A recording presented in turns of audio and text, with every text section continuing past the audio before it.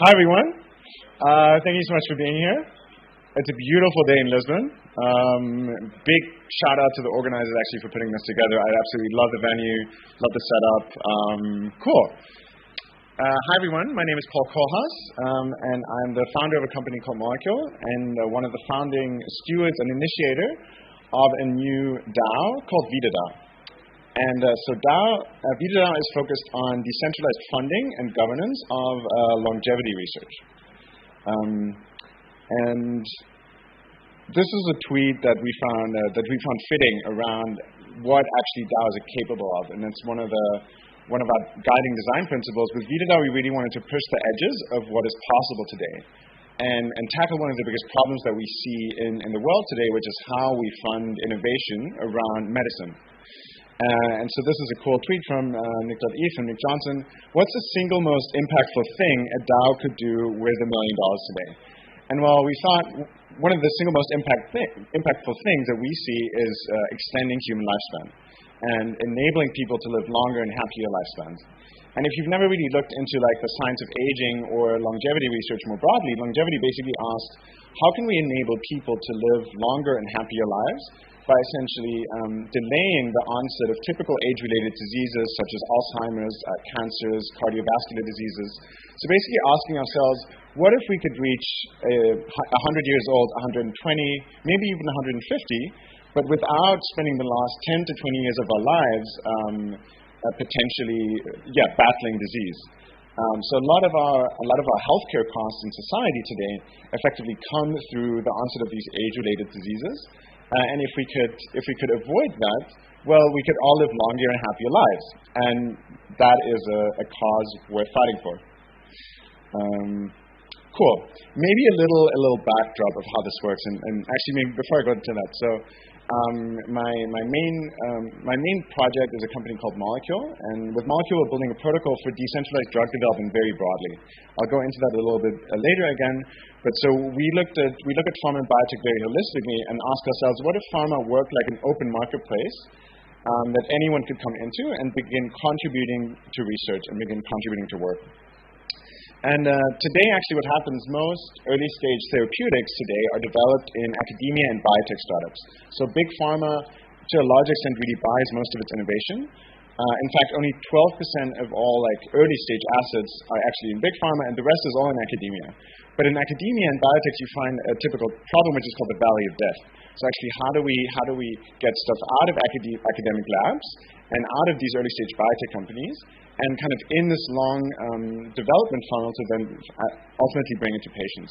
And today, researchers are really actually struggling to obtain early-stage financing. They're struggling to obtain support and actually have the right structures.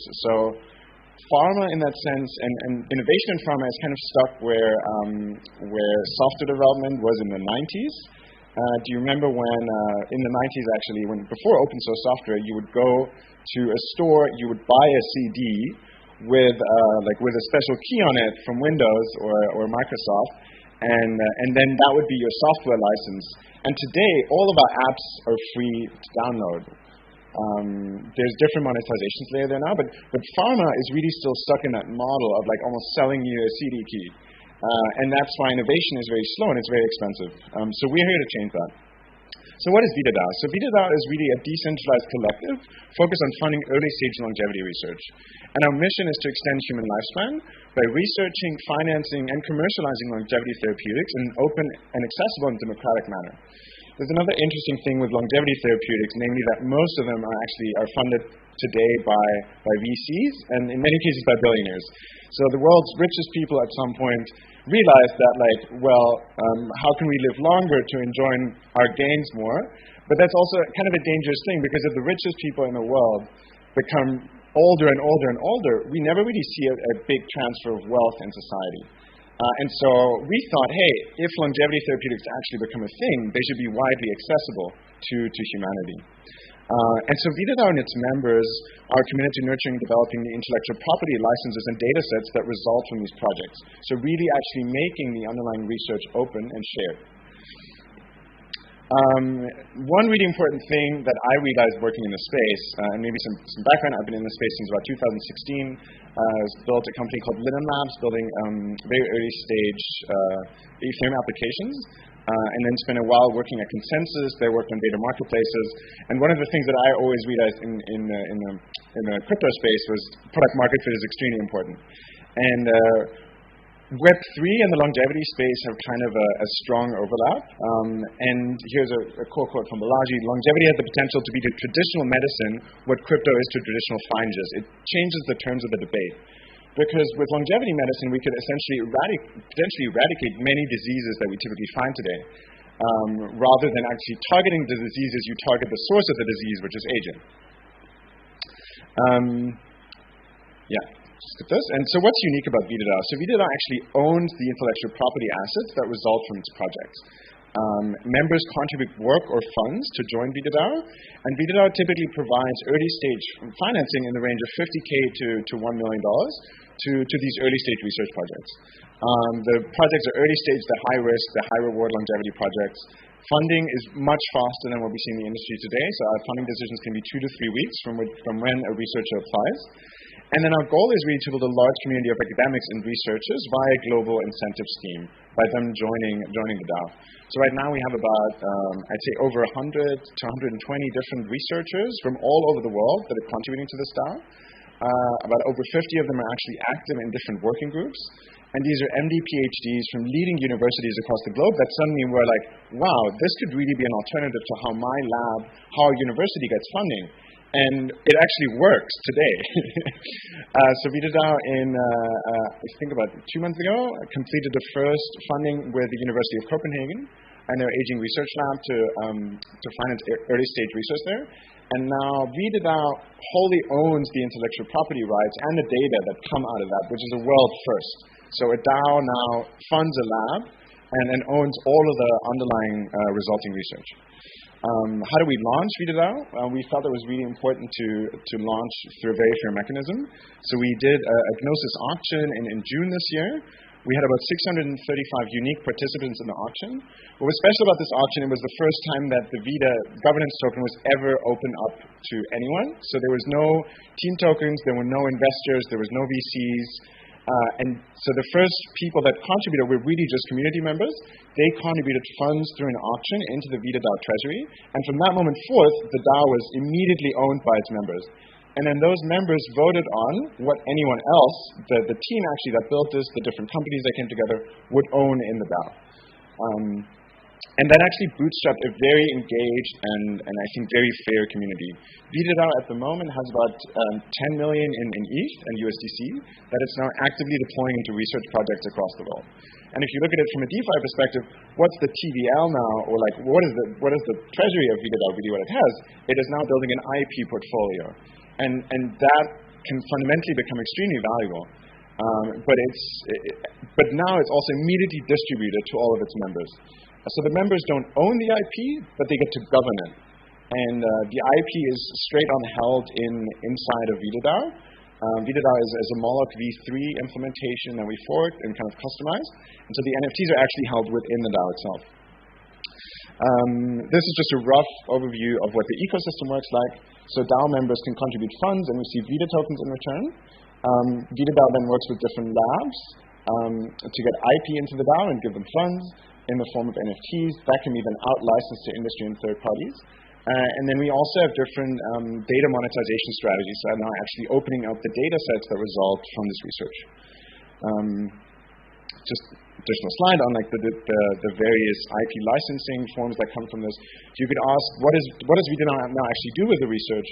So it will progress it to a certain point, for example, end-stage preclinical trials, and it will then find licensing partners in the industry that can continue to develop those compounds, but on terms that are set by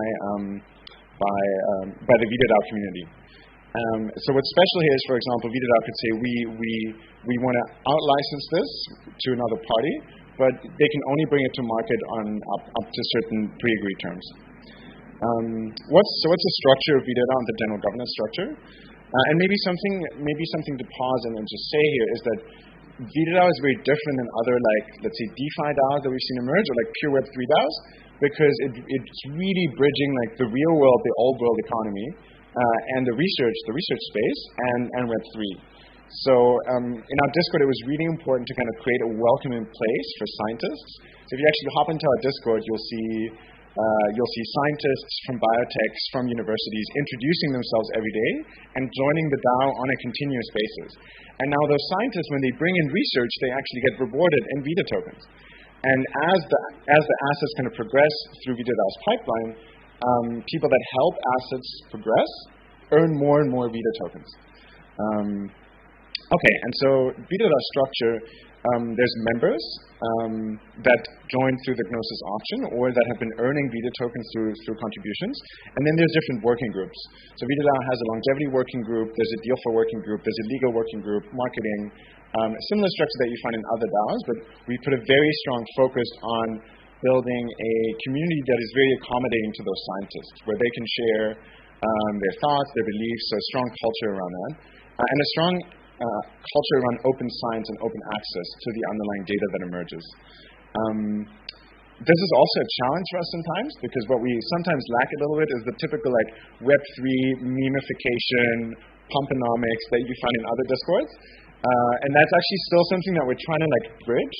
It's like, how do you on the one side deal with scientists that are extremely critical, obviously, of these pump schemes, and then but when they come into the VitaDAO Discord, they're often surprised. They're like, okay, wait, no one's talking about like the price here or like how things are pumping in crypto, and that actually makes them stay. But on the other side, where we've also had a hard time then is like actually continuously onboarding like the degens, just because they're like, whoa, everyone's talking about like really serious science here. Like, okay, I can't like post my I can't shitpost. So that's actually something that we're still actively building out. And then the last group is service providers. So service providers are companies or even institutes that work with VitaDAO to provide a specific service. This could be developers, it could be other labs that are now performing work. It could be legal firms if VitaDAO decides to patent one of its compounds.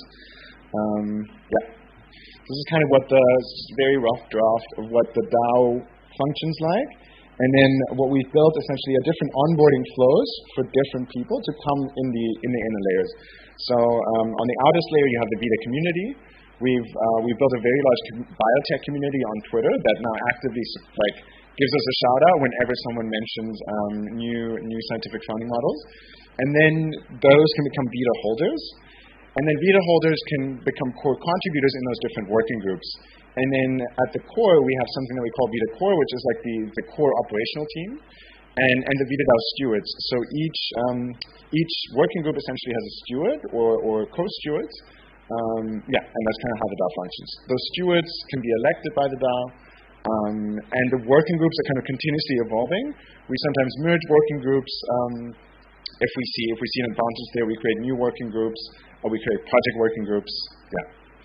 Maybe a core question though: how does a DAO actually hold biotech IP? How does that work? I see lots of people nodding their heads. Actually, I'll give a big shout out on that because we currently have a workshop running specifically on IP NFTs and how they can be used quite broadly. If you're interested after the talk, the workshop is in track 1, just outside.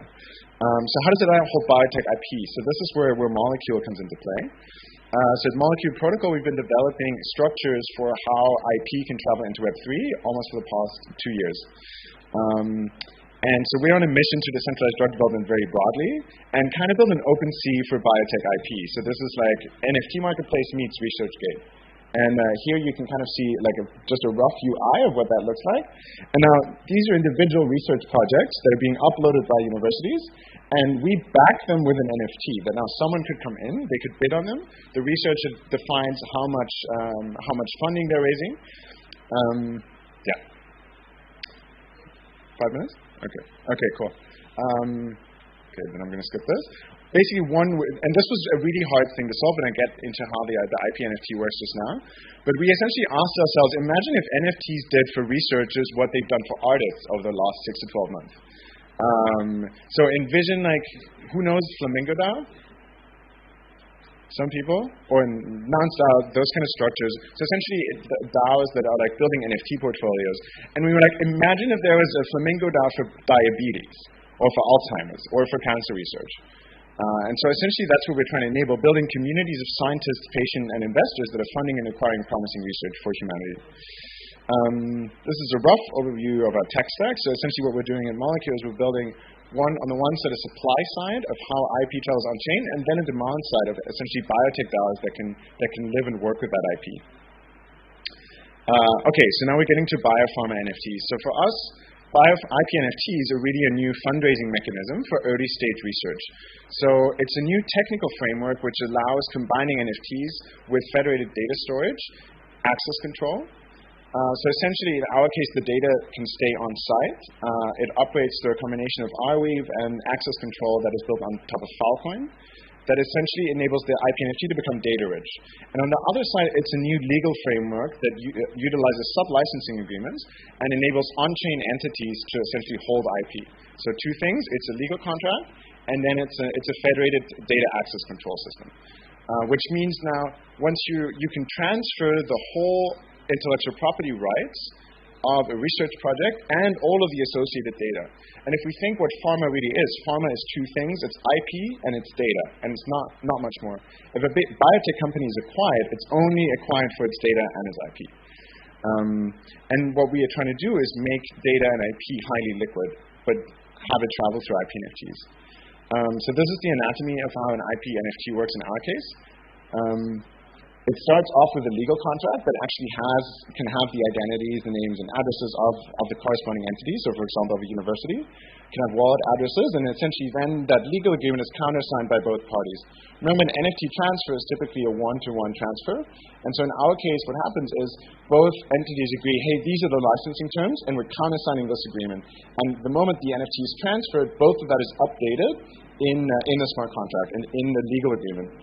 And then on the other side, there's this data access control system that essentially now encapsulates all of the private data associated with the IP. So the IP isn't unveiled, we're not making it public, but it's like between the two transferring entities. But what VitaDAO can, for example, do now is it can grant specific members in VitaDAO access to view and analyze the data as it's emerging. And we have a lot of info on this online. I understand it can be quite a complex topic. Please feel free to reach out to me afterwards. Again, we also have a workshop on this. I don't want to go super deep into the tech. So then how we work. So essentially, members of VitaDAO now vote on these funding proposals from universities and from labs. A lab can say, hey, we want to get this research funded, and then in the back, we attach it to an IP NFT, and then the DAO votes on whether it wants to fund this or not. So this is, for example, the project that I mentioned earlier at the University of Copenhagen. It passed with 88% yes, 12% no. Our voter turnout has actually been quite good and quite high if we look at the overall distribution. Because people in our DAO are actually quite engaged about like, no, we should fund this, we should fund that. Because they're scientists, they're very opinionated.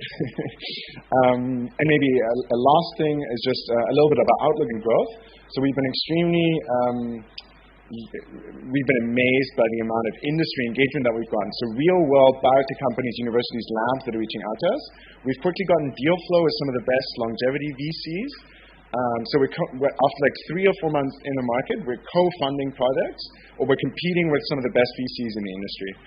We have 10 to 20 leading academic labs across the world that we're now hoping to launch IP NFTs with to get them funding. And then VitaDAO is increasingly also looking at funding longevity startups because they're interested in purchasing the IP NFTs that VitaDAO is producing. And so now you're getting to a point where you have like a circular ecosystem around the DAO. The other big part that we're working on is essentially biotech economics. So like biotech IP mining through the Vita token. Because the Vita token is really a curation mechanism to source good IP. And then the last point is we're beginning at looking at the fractionalization of the first IP NFTs.